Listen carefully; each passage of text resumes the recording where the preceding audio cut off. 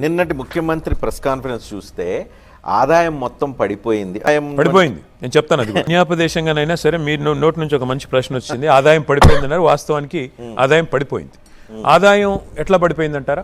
మా ప్రభుత్వం 2014లో ఏర్పడ్డ నాడు మొట్టమొదటి బడ్జెట్ మేము ప్రవేశపెట్టింది తెలంగాణలో కేవలం 74,000 కోట్లు. మా ప్రభుత్వం దిగిపోయే నాటికి 2023లో మేము ప్రవేశపెట్టిన బడ్జెట్ 23-24కి 2,94,000 కోట్లు. అంటే దాదాపు 400% బడ్జెట్ పెరిగింది, సంపద పెరిగింది తెలంగాణలో. 74,000 కోట్లు అంటే నెలకు 6,000 కోట్లు మాత్రమే తెలంగాణ ప్రభుత్వం యొక్క ఆదాయం. మేము దిగిపోయే నాటికి 2,94,000 కోట్లు అంటే నెలకి 18,500 కోట్లు. రేవంత్ రెడ్డి గారు నిన్న తెలుసో తెలియక ఒక నిజం చెప్పారు. డిసెంబర్ 2023 మేము దిగిపోయే నాడు నెలకు 18,500 కోట్లు ప్రభుత్వ ఆదాయం. నిన్న నవంబర్ 2025 అంటే 2 ఏళ్ల తర్వాత కూడా నెలకి 18,500 కోట్లు మాత్రమే. ఇది ఎవరి చేతగాంతనం?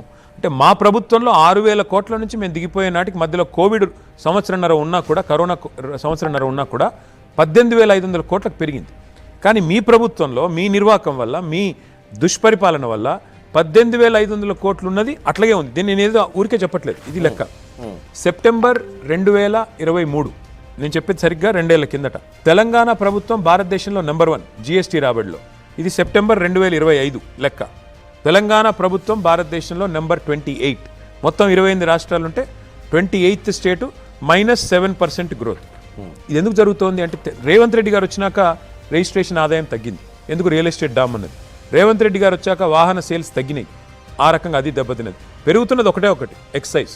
అది తప్ప అసలు రాష్ట్రంలో ఒక్క సెక్టర్లో కూడా గ్రోత్ లేదు. ఇది వాస్తవం. ఎందుకు అంటే ఒక కారణం, పరిపాలన చేత కాదు, కరెంట్ ఇవ్వడం చేత కాదు, రైతులకు ఎరువులు ఇవ్వడం చేత కాదు, కనీసం ఇవాళ మంచినీళ్ళ నిర్వహణ కూడా చేతనవ్వట్లేదు. అందుకే ఈ పరిస్థితి.